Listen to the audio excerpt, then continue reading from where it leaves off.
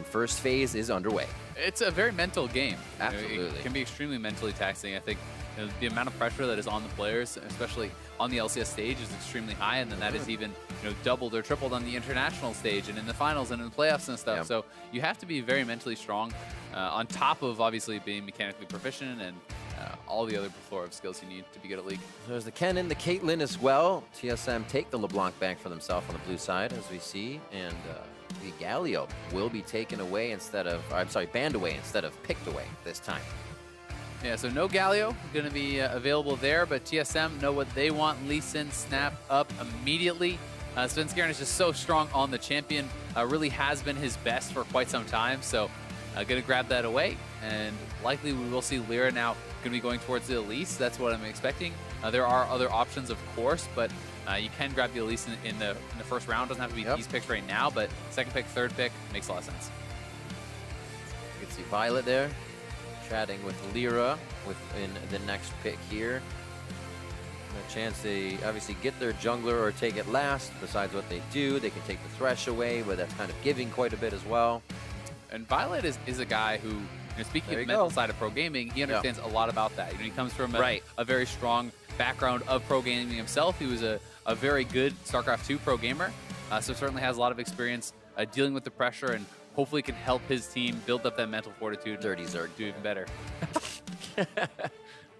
But no, it really does help, especially the way he did it too, kind of boot camping as one of the first Western Korean players to do that under not like kind of a Korean structure. So knows the trials and tribulations of doing it from the ground up.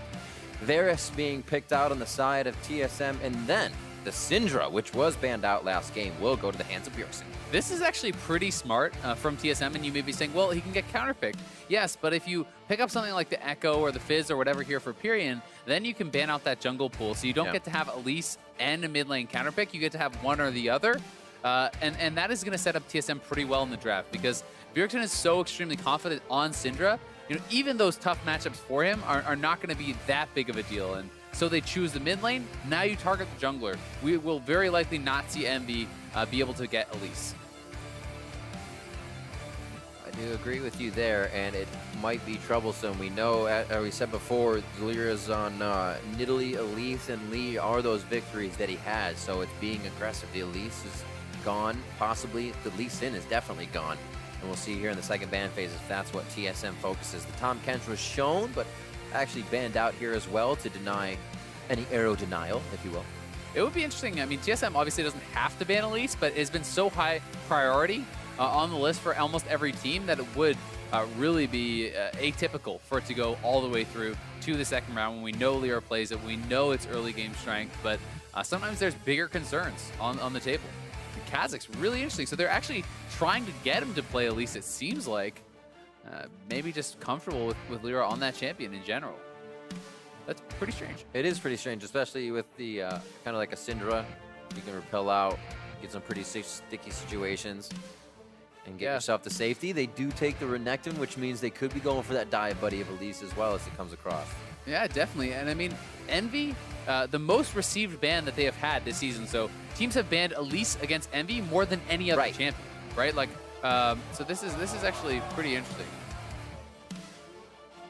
I don't know, they smile so fast. You know it's a fake. I hate that. They have a serious face. Malzahar in bot lane. The jokes, if he plays it, it'll be very interesting. Such a new Malzahar. We've really been focusing on the mid. 5 seconds left for him to switch over. It's going to be the Braum Daddy. Biofrost as he shields up the team. They're looking to block arrows, orbs, and hooks coming into this game. The hook will still connect.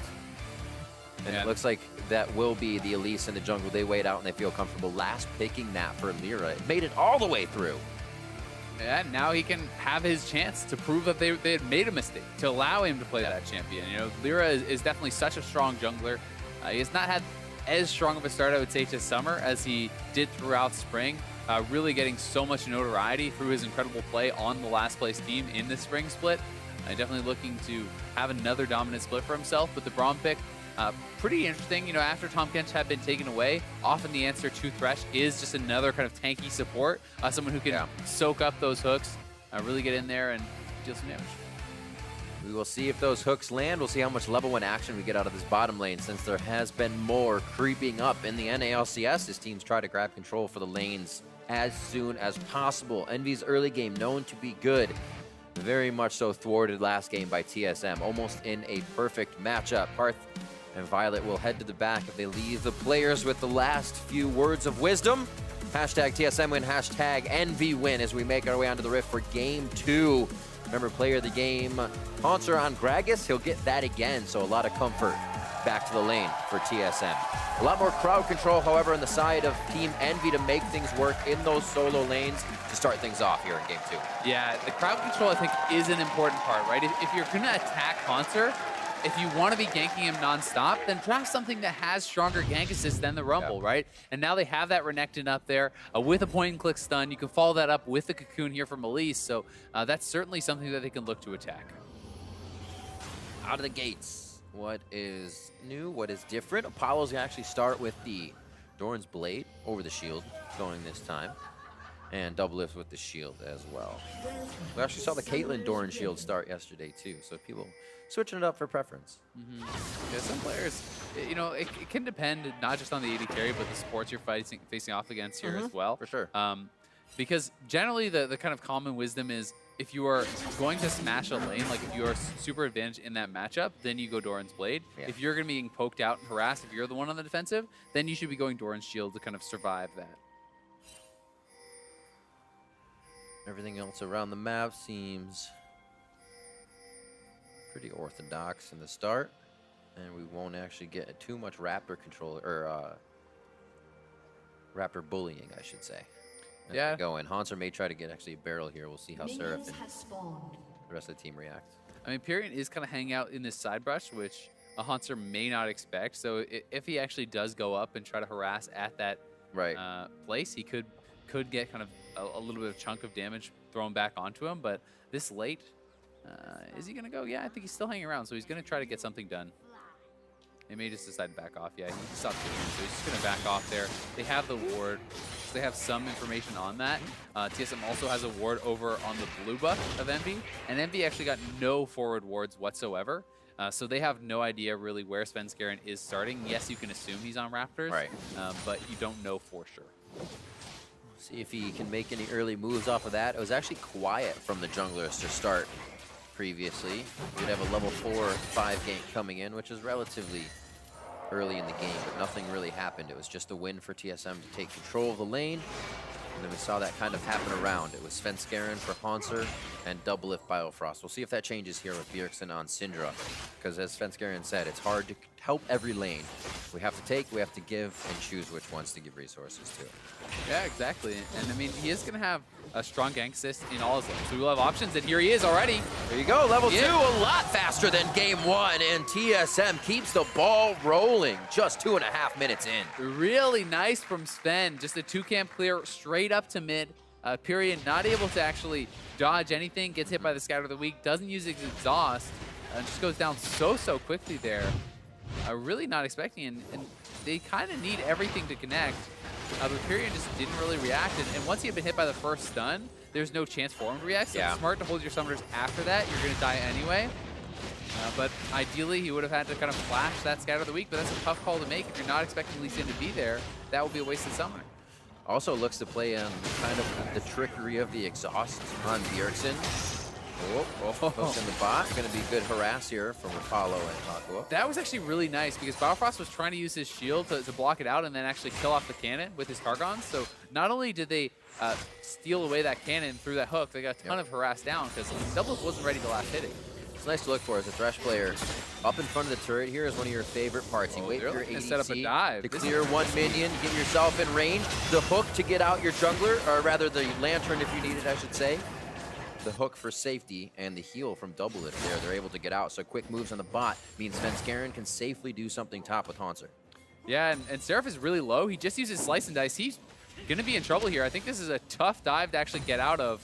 Oh, the minions are just too far off. Haunter doesn't have mana to clear it up quick enough. Yeah, he's saving his mana for the dive. He's going to start this up with the W, damage reduction up, hit the stun, free Q, and then to get that. Shield in, the burn is down. Oh, dashes back through. Would have taken the auto anyways. Empyrean gets stopped by Bjergsen on the roam up. TSM one step ahead on a lot of these plays so far. 2-0 before 5 minutes. That was just perfectly done. Like, actually a flawless dive there from TSM. They don't even have to expend a summoner. They get the flash out of Seraph.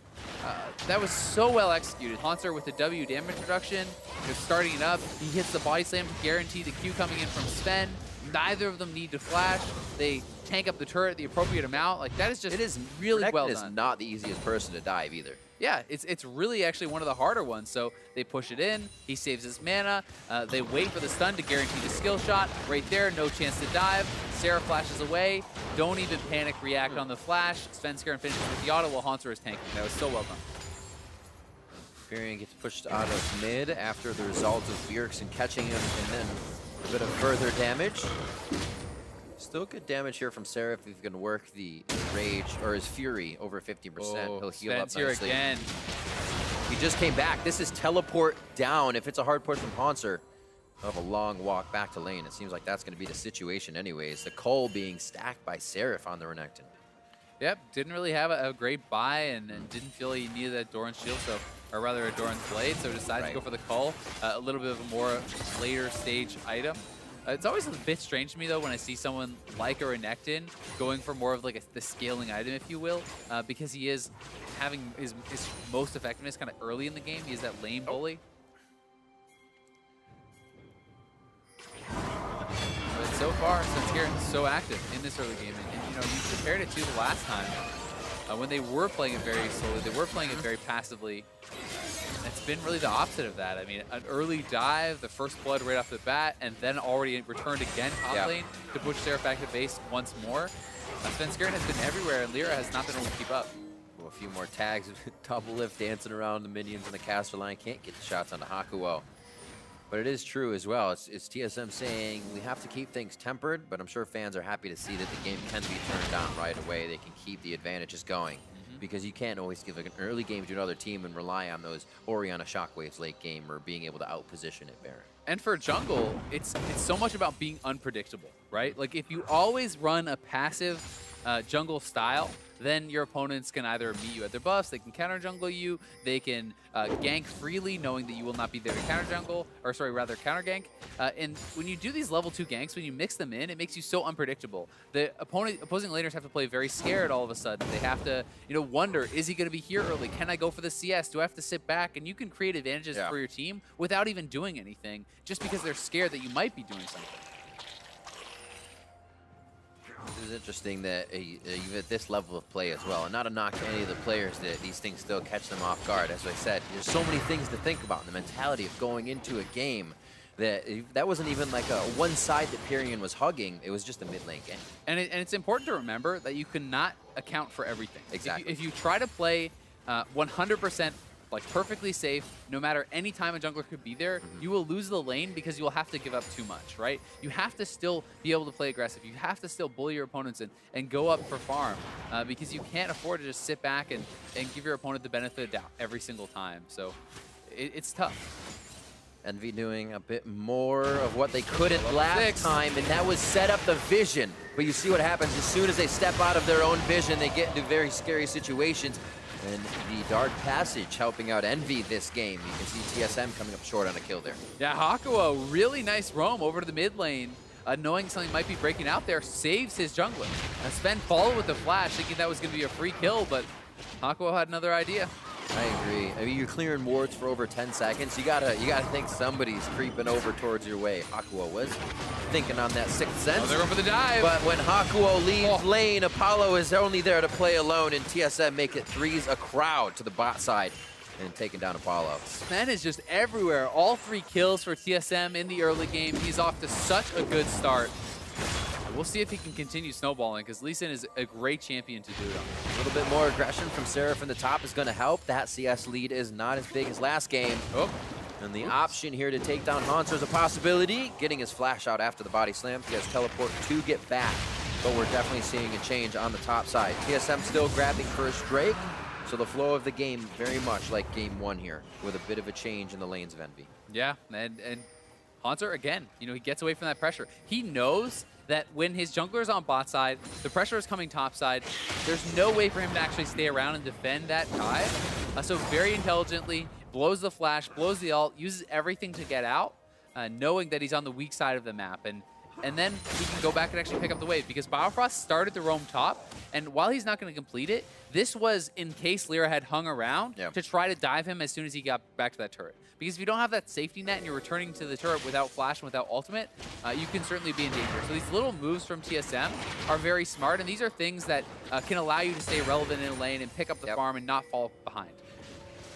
Talking about not falling behind, double lift and Biofrost again with the upper hand on that bot side, giving Biofrost the ability to make these roams now as he gives resources to Bjergsen, clearing the wards towards his top side and making sure that lane answer to Bjergsen downriver is quite clean. Still no items yet for Seraph. Feels good with this call. It's about 40 to go as he farms himself up in the lane. He's actually winning the trades for now, but as long as he can keep Haunter in lane, it really helps his team out. Yeah, I mean, Renekton can bully this matchup in the 1v1, but Gragas has so much playing potential. Oh, flash ult whiff! Oh, just under the tails of Pyrian. Is there enough to finish? Unleashes the power onto Pyrian, and he stays alive with the exhaust just at the last moment. Doublelift was trying to pull off the keep, but couldn't make it happen. Nice block, getting the concussive blows back onto the members of Envy. Lyra wants to go in. He's ready to be crowd controlled. Piercing arrow's not going to mark it. That's the stun onto Svenskeren as TSM feels like they can take the fight.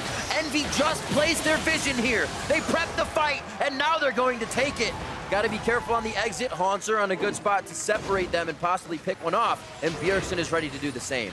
Yeah, and going for a play like that from Doublelift is risky, and they're going to get punished so hard. You commit the flash ultimate on Varus, he whiffs. Now you have no way out of the fight. You have no way to retaliate in the fight when they come in, and now Haunter is going to get chased down too. Their whole team is just dying. Things are getting a little sketchy here. Exhaust goes down onto Haunter. He finally goes down, but Envy was dancing around, not getting much after this fight, but the fight is theirs. They do pick up the kills, and it'll help some item spikes. That not able to make it happen for TSM, and Envy now is ahead after TSM had been in full control for so long. And see this again. We're gonna see it again. I think this is after actually the initial play had already happened. This is after Doublelift had already gone for that flash ultimate and missed. They go up, they're fighting. The TP comes in, the Ash Arrow already connects from very far away. Now Seraph dashing forward on Doublelift, who does not have his summoner. So the whole Envy team knows that summoner is down. They can commit, they can fly into that fight, and then I'm not actually even sure how Haunter got cut out at the very end of it. He just kind of stayed around a little bit too long after the TP. TP in, yeah, he was mid-side, and then he somehow filtered down to the dragon and was walking along the beach with Envy. Maybe he was just trying to pick up a wave bot side, you know, that would have been getting pushed in, so wanted to try to get down there and pick that up probably, but did not have the support to do so, as the rest of his team was already dead. Well, Envy with strong early games are usually able to hold that off for quite a while. See if they can keep this up against TSM. Items for Apollo definitely spiking a bit as we see the recurve bow already built. Face-offs between that bot lane should be in the favor of Envy. Yeah, I mean, he got a couple kills off that, right? He was down a few CS before, and not only did he get the immediate advantage, but he's up a couple kills. And Lyra, who had been really kind of trailing behind Svenskeren, is now up a level, picked up some kills and assists himself, and now he's right back in there. Time to dance in the jungle. Oh, Svenskeren! Repeating a little bit of history there, getting himself in trouble, and the team's not able to react fast enough. It looks like he thought Bjergsen would be there in time. They are in their own jungle, but that does not seem safe at this point. That's going to be Biofrost locked up as well. Possibly another hook from Hakuo. They turn off, and the bot side just got taken over by Envy. I mean, Doublelift wanted to try to come up with Biofrost to see if they can contest that, but their jungler's already dead. You are a flashless AD carry. You know, what are you going to accomplish there? Are you trying to randomly steal with a Varus Q? I guess that's the hope, but that is very risky, and Envy makes them pay again. TSM is really playing this very sloppy, and Envy is punishing them so heavily after what was a great few early minutes for TSM. It becomes really hard to grab control on the map too when you come up from a spawn, you go back down. This was Sven dying just up on the right side of your map, spawns to go for his camps, and Envy's already in the jungle. Yeah, so Bioprost and Doublelift come up. I guess they're just going to try to steal it away, but the ward is already there. Oh. Beautiful hook from Hakuo over the wall. Doublelift is flashless, so again, they can fully commit to it. They get 2 kills and the red buff. Now TSM trying to set up a dive here top, but Envy is on the way. They want Haunter, or I'm sorry, they want Seraph, I should say. And they can lock him down. Concussive blows was a nice hit from Biofrost. He also throws one back, so Envy cannot get anything on the escape here for TSM. Bjergsen was able to stay mid, so this is good for TSM to get this back and be able to work some turrets. Yeah, definitely important for TSM to get a play back, build up some of that confidence. They push out mid lane, so CS is being denied there. They deny a little bit to the turret and get a kill onto Seraph, so all good things going their way. But they are still definitely behind and have really lost control of the tempo of this game. I think there's a lot like Game 1 could have been if we saw some of those 100 HP kills going over, like the analyst S was saying. Good point. It's just kind of, this game could have been so different based on a few kills. And when you have those games where the first kill you barely miss out on, and the second kill you barely miss out on, well, you would have had the gold, and you would have actually gotten that second kill because you would have had the extra damage. So those definitely are things that can make a big difference, but now Envy trying to force their advantage around this Infernal Dragon. That would be a big one for them, but they don't really necessarily have a setup to do this. There's more TSM members kind of in the area right now, and it may come down to a smite fight. There we go. Saved at 2,000. No, Spencer's going to give it up. Backs off. Doesn't have a smite available, actually, so we'll have to seed that dragon. And that's a big one going over to Envy. Top lane push. Looks like Seraph's going to peel off of this one. They can head mid together. We just want to get some ward clearing down. Envy has great vision on the bot side. They got to make sure if anything happens top, they need to move that vision. Right now, it looks a bit scary. This would be, yeah, it would be a bit scary. It would be really nice for Envy, though, if they can defend the top turret, because that's the trade that TSM was trying to make. Oh, now onto Bjergsen. One hit, the Cocoon. Oh, actually, cleansed out immediately by Bjergsen. Isn't enough to save his life. He throws back the power. It's not enough to take down Period. Oh. One last shot. And the 100 HP escapes are now in favor of Envy. Is it another kill? It's going to be a kickback for Lyra, and he doesn't have the repel to get into range. And Envy now starts getting alongside of the stick. They get away by the skin of their teeth. Super aggressive play there from Envy. They pull it off to kill up Bjergsen. They get both his summoners and survive. So really well done. They defend the top side. They get a kill mid. They take away the Infernal. They're making plays across the map, and they are really looking good. Almost a 3K gold lead here. Apollo should be able to bump that just over as TSM are approaching 25,000 gold. And he has free time here. Biofrost, rather Hakuo, as he's on Thresh now, should be able to help him out. And they may even decide to go into double if they see only one person approaching. They don't have lane vision. Their minion wave is just a bit off here, so they play it safe. Lyra is backing, so a little bit of breathing room here as we watch this mid replay again on Bjergsen. Yeah, really nice charm over the wall. Bjergsen with the immediate flash. Such a fast cleanse from him too, but they have the exhaust to follow up, and that is what allows them to continue the dive. They put the exhaust after the cleanse is used, and then despite Bjergsen having that ultimate still available, it's not enough to take down Period. Really well played on both sides. And Lyra also hit a flash cocoon in the midst of that, too, to follow up and force the cleanse. See how this is going. CS quite even between Haunter and Seraph. Much more of an impact here from Seraph on this Renekton. Black Cleaver first, finished his call.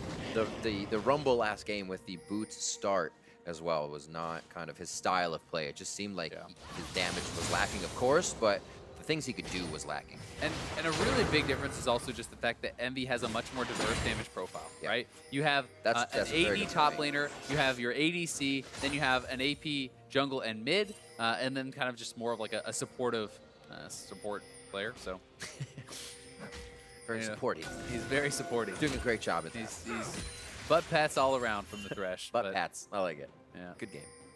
It's just it's a better comp. It's a more well-rounded comp, right? So they are not just going to get outscaled by any means. You can't build one item. Yeah, there's no one catch-all, right? And that makes it tough. And the TP now coming in from TSM, they're looking for a play. Good Verifel whiffs again. Onto the ward. All right, looks like they're going to answer back with Seraph. He can dash. Oh, he got bumped from dashing over the wall. He is left out to dry. The flash is going to put him back. And that is Haunter going down immediately as the damage for the fight was on the bottom side. Somehow Envy has flipped it. Now both top laners are down. It is a back and forth next to the Rift Herald. Svenskarian's low and he moves out, and looks like Envy comes out healthier. Yeah, it's a trade, and they're going to get the first turret. That's big for Envy. So they trade kills. They get first turret. You know, you do kind of question Seraph completing that TP, though, you know, into the middle of TSM. Yeah. Envy had already been able to disengage, and TSM will force down a turret, but Seraph could have kept TP advantage, shoved bot side, got an edge there, while the rest of Envy disengages, but they are going to go for this Rift Herald, and they can use that to try to break mid if they go for it, but TSM is in the area, and they see them. A lot of pings. Svenskeren back to healthy. That's just a ball left by Bjergsen. He didn't choose to scatter that. And wow, if this is TSM's, what's the hit from Lyra? Oh, he smites too early. That goes over to Svenskeren. They are going to be able to get on the Herald Charm as well. The Shrine is picked up, which means top turret's about to go down. They can go ahead and use this bottom during the time. I mean, 15 seconds on Baron, but I don't think the damage is just there yet for Envy unless everybody is at the objective. Yeah, but TSM likely will be able to use that to break another turret, so they get a kill, they get that Rift Herald objective, very big for them. A little bit sloppy, though, from Envy. You know, they actually had a pink ward for the area, but they didn't drop it until the Rift Herald was almost done, so they never realized that they were sitting on a ward doing it the entire time, and that allowed TSM to collapse, eventually get that kill, and the advantage there. So, you know, now they have dropped the pink, now they know that they were warded out, and they start to back off, but when it's that low, the Rift Herald actually has a very big leash range, so TSM can just go in, try to finish it off. Lyra decides to commit for the smite, knowing it's probably going to be a one-way trip here, but goes for the early smite. Svenskeren follows, gets that, and the kill. Hakuo ran over. He's like, yes. Oh, nope. Bad idea.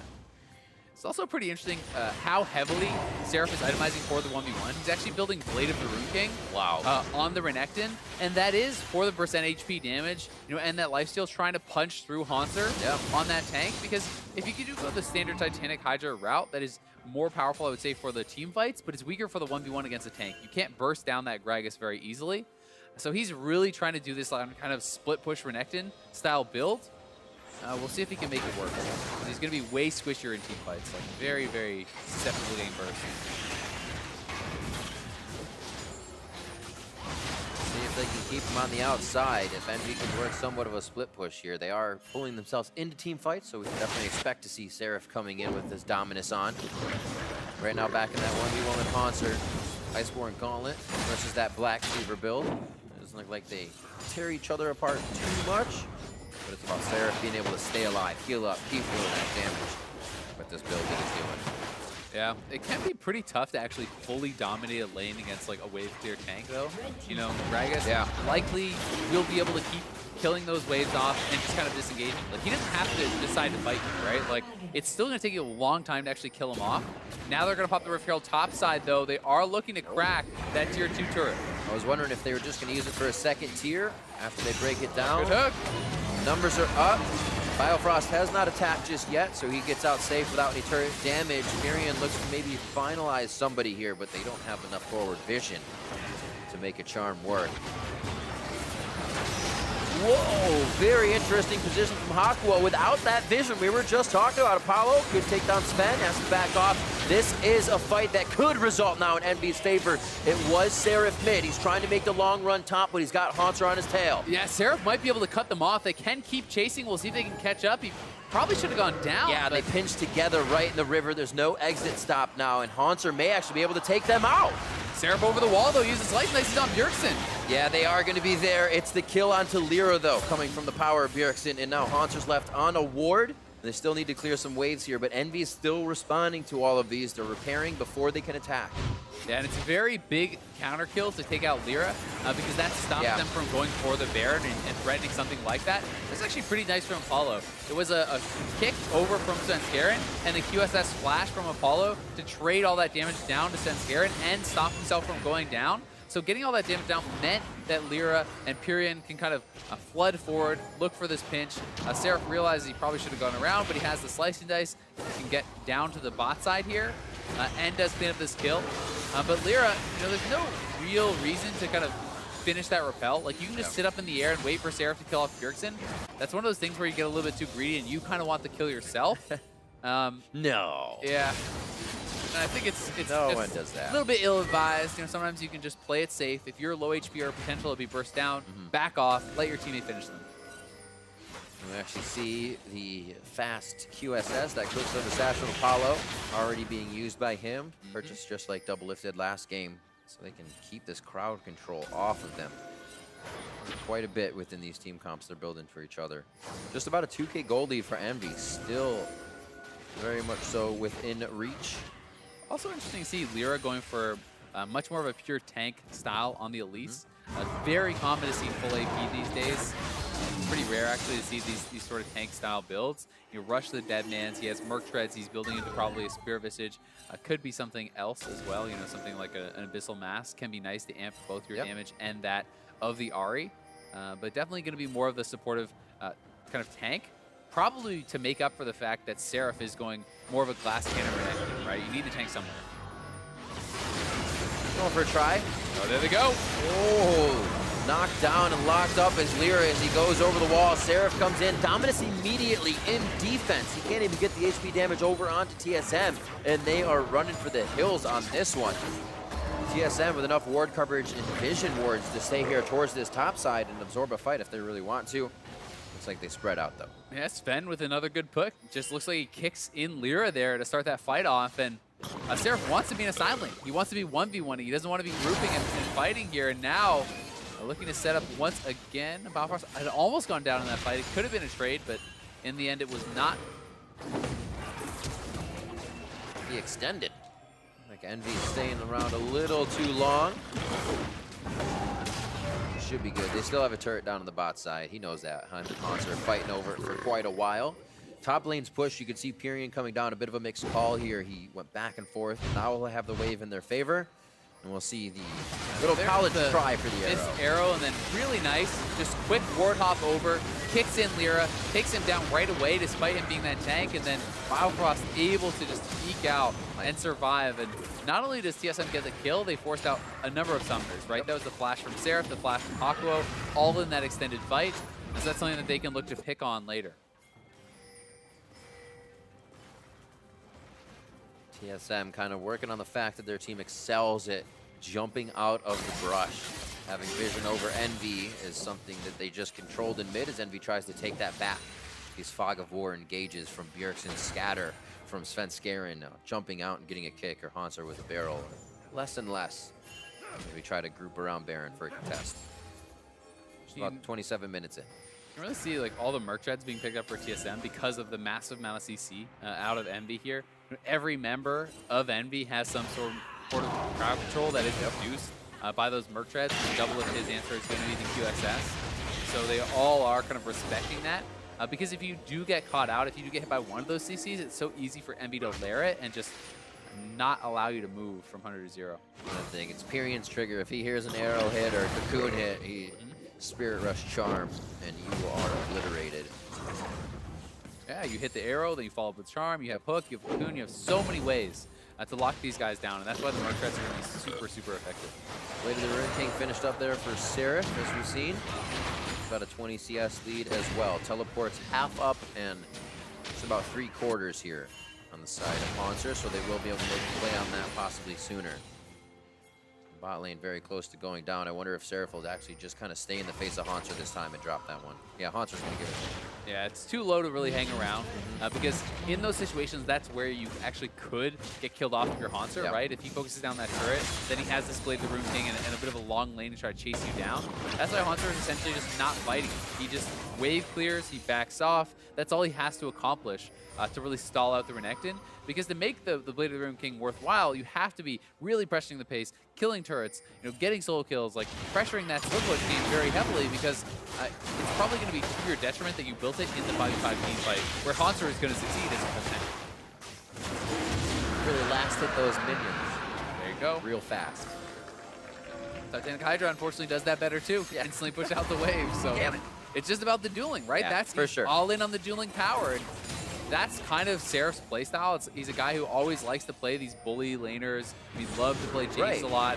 TSM now looking for a pick on a Pyrion. He's on the wrong side of the map, probably going to get chased down. Orb of Deception knocked out. Flashed around, nice. back and forth. The Fox dances herself out, and Pyrion is safe. Actually really well done by Pyrion. Just kind of kept dashing down, went back and around, flash over the wall, knowing that TSM would be coming to collapse. So TSM spends a fair bit of time there. Yes, he had to blow his summoner, but I say that's pretty good for Envy. Buy a little time for the team, waste a little time for TSM. That's a big push. It is a double wave for Haunter to soak up here. He may just be able to catch up to Seraph, but now what's Seraph's move? How close is he? Now does this start at River for him, and then he's in Haunter's face even sooner?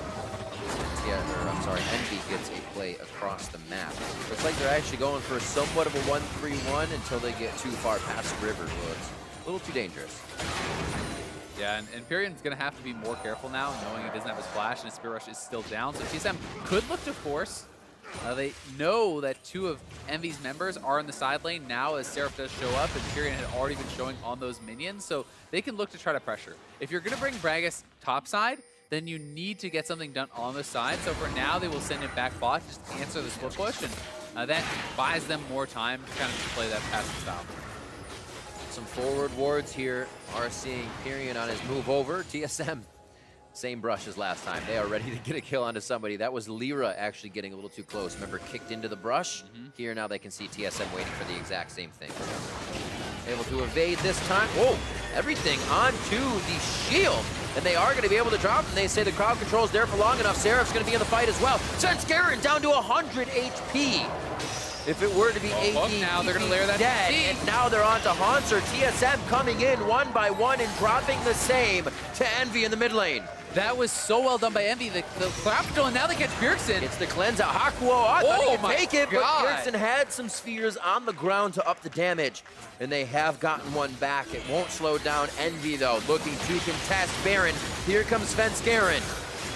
And they know that there's no ultimate on Double, no ultimate on Bjergsen or Sven. So Envy can always turn for the fight, and they catch a charm onto Bjergsen. 5,000 HP, exhaust down onto him as well, but they scatter him back. This gives Sven time. Is he in? The kick is down, and so is his flash to get out. But they stop Baron. That's what the objective was. TSM is able to delay that, and they will reset. Lyra moving around here. Is he? Oh, they're actually gonna blast cone back in. Better watch out for spike damage on the backside. It's gonna do a bit more. Spot this. Biofrost will see Svenskeren's just over at Gromp, and they may have sealed their fate. Lyra down to 150 HP, an instant kill. Svenskeren kicks him. Doesn't even leave it up to choice. And now they're on to Seraph. What is this choice this day as they try to get under the skin of TSM? They're, of course, going to put Vision back at Baron. They tried to get so clever there. They think for sure TSM will be resetting, but Biofrost had respawned. He's out on the map, walks straight to the Baron pit, and finds Envy at almost no HP. Oh, I mean, it goes both ways, but you play the percentage on this one, and it's almost never going to work out for you. If they got it, it'd been great, but that percentage is just too high to fail. Yeah, it is, and they do get punched, but watch the CC chain. There's the cocoon, into the Ash Arrow, into the hook, now a charm. Biofrost just never gets the move, and then the same thing happens on the next kill here. Haunter, very tanky, probably fine, right? Hooked up, then you get the cocoon, then the charm. It's just CC after CC after CC there. Being able to lock these guys down and pick up those kills, and we know what happened in the extended play. Oh, we know. I mean, it would have been really cool, to be fair to Envy, if they pulled that off. Like, that would have been super clever, but to your point, is it worth the risk, right? Envy was in a position of control. They were doing pretty well for themselves in this game. You know, they had more dragons. They have, you know, a lot of advantages. And to risk something like that at the Baron, maybe it wasn't worth it, but it depends on your mindset. It depends on how you feel you're doing in the game. Because if they felt that they were at a disadvantage, maybe they think, hey, this is a risky play, but it's our best chance to win. Right, and TSM, they lose Sven off that again. They still protect mid. They still protect the turrets with Bjergsen and Haunter wave clear. So that one just raises the percentage for them wanting to do it even more. Yep. And Bjergsen now is getting so strong. I mean, he was already on 3 items. He's closing in on the death cap now. We saw how fast he was able to kill off Hakuo, and really, if anyone mispositions, he can burst them down so easily. They can really play front to back. They don't have to dive, do anything too crazy. And they have brought the entire family to the bot side. Haunter a little too close for comfort. That's Seraph down first, though, as TSM somehow turned it in their favor. Svenskeren wins with like single-digit HP. What is this game? And the turret will go down. That's not going to live with any HP. Envy, without Seraph, cannot find a way to the back line. Only a hook or a charm on the front. And Lyra's even too low to try and get in. TSM start controlling the fights once again. Yeah, just not quite enough damage there for Envy, and it looks like yeah, Period never used his Spirit Rush, right? So almost kill off Monster, almost kill off Svenskeren, but Ari, the mid laner, never pulled the trigger on the Spirit Rush, so maybe, waiting for that perfect opportunity to try to assassinate Doublelift or something, but you gotta feel, if you pull the trigger there, you probably kill off both the tank top lane and the jungle, right? That could have been 2 kills, but, it's tough because maybe he's worried about, using that and then getting CC'd and dying or something, but... I really don't think I've said what if in the series more than this one. So many close margins, right? And then anytime you're in a game and you have all these fights that are coming down to the wire that are so close, these little decisions really do decide the fight. You have to wonder what would have looked like had Period used his ultimate now. Monster been down, Svenskeren down. And that is pretty squishy people trying to run away down a very long lane with a fast team. So TSM now in control towards the mid lane. Top second tier as well can be taken out, but they're just working off where the big objectives would be at this point. Bot lane first, and then around the horn. Much closer game in terms of kills, but once the map control is in TSM's favor, they just seem to work around Team EnVy now. They really do, and one of the other things working in TSM's favor is that Seraph wanted to go for the split push style. When you get the Baron, you essentially deny that because you can push so heavily, your team cannot effectively wave clear against the Baron minions, so you force the Renekton to group much more often than he would want to. Making his job that much harder. You can see him trying to do work as soon as possible on the bot lane. He's got a huge wave with him, which obviously means he's going to pull Haunter's respect to there. But then what is his move? Is it to just back? He's getting full on items here. You can see Warden's Mail already. Just he tries to get some more items in. Sold 2 Vision Wards for himself. So he's not sitting on too much gold. Just making sure he can actually get himself enough pressure in the lanes. Hopefully a return on investment from those wards for him. Yeah, they really do need the vision control, and especially if he wants to split push, you have to have that as the safety net. Seraph now, checking forward. Oh! Ouch. He had a vision ward there, I bet. No, I'm just kidding. I'm just kidding. He was trying to place it over the red. It's one of the safest places you can do it, but still, TSM is ready. When you're a few steps ahead, you kind of just fall into their traps. And you are going to be squished here, right? You'd have a couple hundred more HP if you have a Titanic Hydra. Maybe survives the burst. That's hard to say. But he does have, a decent amount of MR and stuff to his credit. He has a full Spirit Visage and those Merc Treads, but he still gets burst down because Bjergsen is already on a death cap and his Void Theft. Like, Bjergsen is insanely strong, and when the Syndra starts clobbering your tank like that, it's so frightening because she doesn't even have to find backline access to win the fight. Right. You can just ult your front line, and with Doublelift and the rest of the damage coming through, they'll punch through your front line and then just win front to back. Bjergsen's Syndra as well, pretty fascinating to watch here as they go about more fights. You'll see him kind of hiding spheres in a brush. One here, one there. At the Baron fight earlier, he put a few in the Pixel brush. So an unsuspecting person would get a much stronger ultimate. You see the same thing with Ori players. Just the little things they do to make it that much more powerful when you say, how'd he zero that guy out? He was hiding the spheres. 14 to 12, nice cleanse there. Oh my god, Haku almost down from 100 to 0 immediately with just a few of those spheres from Bjergsen. Blue buff is on him so he can keep delivering the pain. Fires over to Apollo. The flash out, can't even get his heal off in time as he drops to the ground. And now Seraph, one of the tankiest of the team, trying to get himself up front and do the damage. He's a little bit of both this time and can't find the kills on the other end. And the inhibitor goes down in favor of TSM, and they have quite a wave on the bot side if they want to stay. A minute on to Baron if they want to set things up, though. Yeah, Apollo QSS flashed out of there and lost about 80% of his health to the Syndra ultimate. Bjergsen just practically 100%ed him, and he's just completely taking over the game. And one more time. Just look at the W damage there onto Haku. Haku almost gets killed off. Then Svenskeren goes in, he finds a route in onto Apollo. It was actually the Gragas ultimate knocking him back, and then just straight up almost 100 to 0. Didn't get his heal off in time. 7-ball ultimate. Painful. It's a lot of balls. You're telling me. 70,000 to 65 as EnVy kind of getting a bigger deficit, I should say. The gap growing in favor of TSM, if you will. And Baron is coming up. They have the inhibitor down in the mid lane, so that's one extra point of pressure for TSM. Makes it easier for them to get vision control and threaten this Baron. For EnVy, though, at least it's not the bot side inhibitor. The one in mid lane is the easiest to actually defend the Baron from because you simply push up mid as a team and then you can rotate to the Baron very quickly. So while you never want to have any inhibitor down, if there were one that you would choose, it would be mid. Ward coverage just being cleared out. The vision for Envy is inside their base now. They're still trying to get a few fights. They've been out-rotated. Yeah, out-rotated is definitely the right way to say it. Looking for a pick of their own, maybe to catch TSM at Baron a little hurt. But they have just been routed to the top side. Inhibitor goes down without any contest from Envy, and it looks like the Inhibitor will follow. Bot lane is kind of a saving grace for them if they want to take a fight, and they win. They have a chance to get some room on those bottom turrets.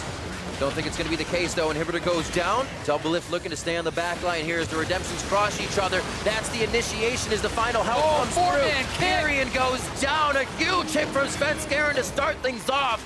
And the rest of the team, they hear the bell. They are ready to clean up the rest of the fight. And the Nexus turrets start to fall in favor of TSM. It was a bit more back and forth this time. But the Baron call giving TSM the upper hand in the middle of the game. Allow them to find a way into Envy's base. And allow them to get the 2-0 victory over Envy 40 minutes in. Svenskeren finishing the game the way he started, dominating Envy.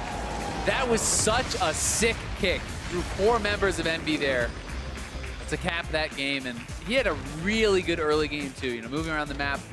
Just a very strong series from Svenskeren overall. 2 Lee Sin games, he looked very good. He got stuck there twice, but the team kind of recouped. They said, whoa, we're falling back into that. We're a little ahead of ourselves. Envy started to get into their jungle. They weren't respecting that. And that also, I think, goes both ways. We think of TSM saying, hey, we're getting ahead of ourselves. That also goes with kind of disrespecting teams, not thinking Envy would be that far up in those. Svenskeren went down, he came up, he went down because Lyra was right there at his red, wasn't expecting it. So they're definitely learning, growing, and we've always known TSM to be a team who I feel learn more between games than adapt in them, and we're seeing that in-game adaptation a little bit more now. For sure, and we're also just seeing once again how strong Bjergsen is on Syndra. I mean, this guy has been known for this champion for so long, and it just felt like he got to a certain point and it was almost hopeless for Envy because he is just destroying not only the AD carry, like 100%ing Apollo, but he's taking down the front line. He's ultimating supports and insta-killing them. Like, when you get to that point on Syndra where you can kill anyone, it's so tough to deal with. And that was one of the first bans we saw coming out of Envy in game 1. Take that Syndra away, the LeBlanc was gone, take away a lot of those assassins he can change a game with. And even an Ori falls into that case for him. Doublelift on screen with the thumbs up. That was such a funny camera shot. Doublelift wasn't even in it, and they just pops up out of nowhere. And that's what they did. TSM's bot lane popped up a little bit better today. Yesterday against Piglet and Matt, they weren't having that hot of a time. Here, winning lane, a few more kills, and looking pretty good on some different champions. Yeah, I mean, definitely game 1. Doublelift and Biofrost, I think, will be pretty happy with that one as far as the bot lane goes. Game 2 was not Doublelift's best game. I mean, really when the game started to swing back to Envy was him going mid lane, the missed ult flash on Varus, and then he gets caught out a couple times in a row, dies a couple times in a row. But they were able to turn it around. And this is another series where Envy has their chances to win. I mean, game 1, they got smashed, but game 2, they were quite ahead. They tried to get a little bit too clever around the Baron. They went for what would have been a super cool play had it worked. The Blast Cone back in when they're already low HP and they think TSM is resetting, but it doesn't work. And TSM checks it, and the game just became very tragic after that. Also, you have another game. I hate to focus on Seraph again on the top side, but we had the Rumble game where he went Merc Treads first, knowing the other team was all going to build that MR early. Didn't go the hunting guys. They couldn't get anything at a Dragon objective. Then the second game, he goes for the dual Renekton instead of the, hey, I'm going to split push, I'm going to be a menace. And they couldn't have him join the fights as much anyways. Yeah, I mean, when you go for those builds that are a bit different, like the Blade of the Rune King Renekton, and it doesn't pay off, you sometimes will be a focus of criticism, right? But it's hard to know, is that really the difference between a win and a loss? Here, I don't think it is. I think that he tried something, it didn't really work out, but definitely some issues to be pointed out from Envy for sure. Alrighty, so for more on that TSM win, let's check in with Pastry Time and TSM support. Thank you very much. And who else for Father's Day but Bio Daddy himself, the support of TSM. First of all, kind of reflecting back on the weekend and this series, obviously a much better week here for TSM going 2-0. Kind of how you feeling now that the weekend's over and you guys have started to pick up a few more wins? It feels pretty good. I think in the first couple of weeks we were like trying a lot of different comps, and then this week we kind of fell back to a more like comfortable style in which we were like a lot more used to. So I think because of that, it definitely looked a lot better for us, and we're definitely working a lot of our core issues, and we're trying to fix them up for the next coming up weeks. And it has been interesting to hear you talk about Star because there have been quite a lot of changes in the metagame, particularly in your position in support where the rise of playmaking supports has happened. Do you prefer that? We saw a lot of your bud in spring and summer. You do seem to perform on these playmaking supports. As far as personal preference or your thoughts on the metagame, are you happy that you're playing more Thresh, more Braum, those kind of champions? Yeah, it's pretty cool to play a lot of playmaking champions because support normally is a role that doesn't really get noticed unless you play like playmaking champions like Thresh, and now you kind of see some of the support players kind of like shine with the Bard plays and the Thresh plays, so it's cool to see. I think back in the meta where people mainly played like Lulu, Zyra, and Karma, it was really hard to notice whether or not a support player was doing like everything that he could because it's just not really noticeable. And at least from a spectator's point of view, it's really hard to see. So I'm glad that there's more playmaking supports in the meta now. And then as far as synergy, kind of with Doublelift moving back into the team, how's that been going for you? Obviously, you were a rookie when you started playing with him in the summer of last year, and now you've had a whole split with Total and Doublelift coming back in. How's readjusting him back into the team and building that synergy back been going? I think it's going pretty well because we've been playing a lot of champions that I know we used to play before, and we're like used to a lot of the matchups. It's just kind of about working on like team play and kind of like finding out what our style is and what like fits us the best.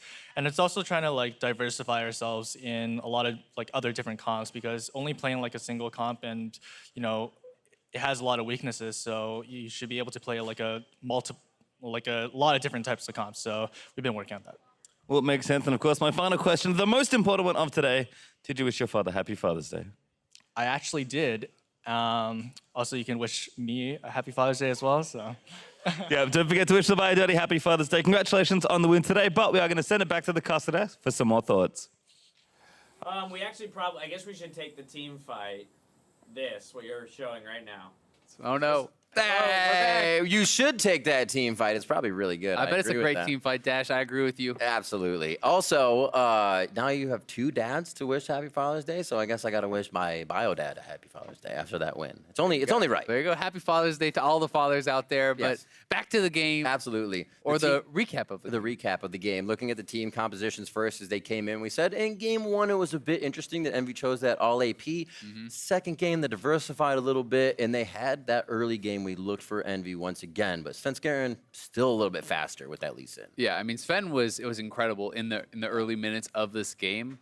He got TSM out to a very good lead, which they then promptly threw. But Envy did get ahead. I think from about the 10-15 minute mark, Envy was ahead a fair bit and had their opportunities to win this game because to your point, it wasn't a 4 AP comp. It was a very well-rounded composition. They had team fight, they had split push, like they had a lot of ways to win the game. Yep. But sometimes when you go for those risky calls and it's not completely fair to say it's just about the Baron, but that was really the biggest swing point, right? They were in control, and not only did they give up a couple kills, they gave up the Baron because they decided to go for this very risky play. It was super clever, but sometimes you can get a little bit too clever for yourself. So Svenskeren as well on that play. Actually, we have a role of him, the kind of the man of the hour coming in throughout this series, playing very well, and he got his Lee Sin twice. One of the most banned champions against TSM, but he was able to just get his flow going and starting. This was 2.5 minutes in.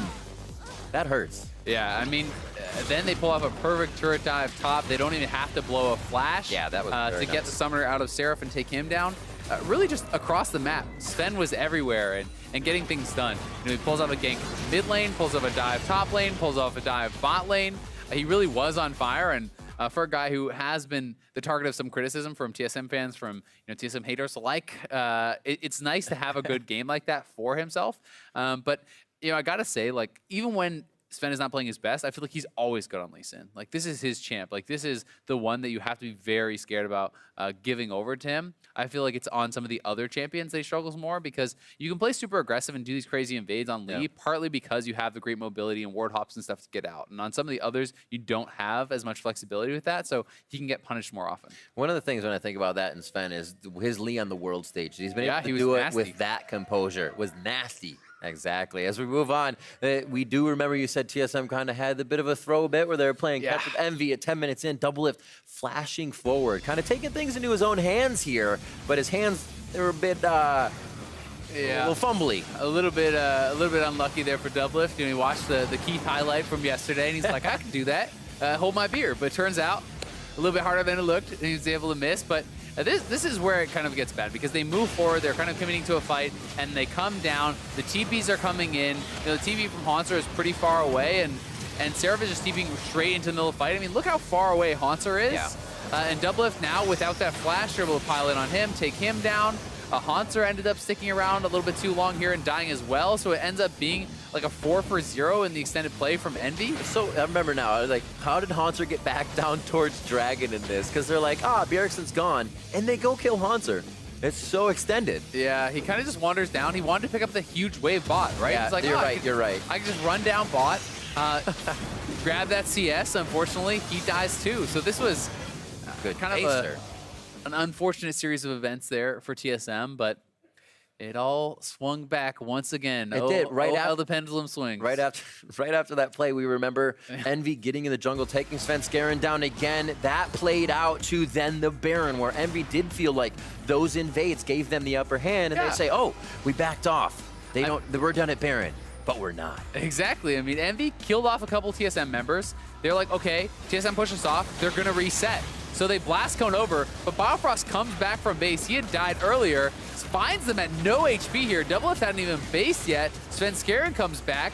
They pick up a couple free kills. I like how he just walks at Lyra. Yeah, I mean, Seraph, Seraph actually sliced and diced into the wall. He tried to go over an area that was too thick. So maybe had he stayed alive, maybe they can stop that Baron. But either way, TSM do get the Baron. From there on out, like, look at the gold swing. That was much right at different from game one. Exactly. I mean, right at that 32-minute mark or so, Envy was in control. They're looking good. They give up the Baron. It goes straight in TSM's way. And after that, it was all TSM all the time. It's funny. I remember the analyst desk kind of rolling out last time with, I think they should stop giving TSM that many comfort picks. And they get the Syndra and the Lee again, back the Haunter with play of the game in one. He gets that one on the Gragas, and it just goes awry again for Envy once they get control. I mean, it's tough. TSM, they have pretty deep champion pools, right? These guys can play a lot of things. If there's one you might want to talk about, maybe it's the Lee Sin, right? Because everyone kind of says that's Sven's best, but like Bjergsen can play everything, Doublelift can play everything. Biofrost has a deep champion pool. Haunter is showing carries, he's showing tanks. Like, it's hard to knock these guys off what is considered a comfort pick. And you talk about that Lee Sin a little bit. Svenskeren getting player of the game here in 2. We saw Bjergsen going off, but this guy was putting everything on a platter. A 2-minute hit for Bjergsen there. You know that guy's going to be able to control the lane. And then it was much different this time. He says, I have to diversify where I give my resources to. He was just about able to hit every lane this time. Yeah, he really was. And he did such a great job, I think, throughout the game. Yeah. You know, finding picks on the Lee Sin. You know, the early game was fantastic, but he was able to keep that up throughout the whole game and really help them close it out well. Well, that does it for TSM taking down Envy. There's more league action coming your way. Up next, we've got our Civil War rivalry as FlyQuest takes on Cloud9. Don't go anywhere. You're watching the North American LCS. Can't they all just be friends? Oh, never.